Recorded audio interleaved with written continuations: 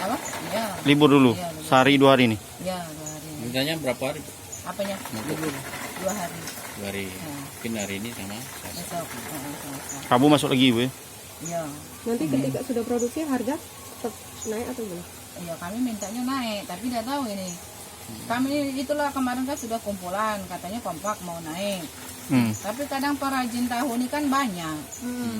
Itu nah jadi susah, yang lain banyak takut kan katanya. Cuman nah kalau kami ini kan ya benar kata Pak Rosin kemarin, kalau kacang naik ini kalau kita tidak rubah, tidak kita naikin harga ya kita cuman akhirnya tertombok oleh kacang baik. Sebenarnya kami kan kacang kan dimodalin dulu.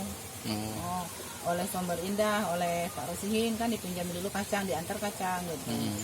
Nah kalau kita jualnya tidak naik, terus tahunya masih itulah tidak naik pula, kita bisa bikin tahu, tidak bisa nyetor duit kacang akhirnya tuh.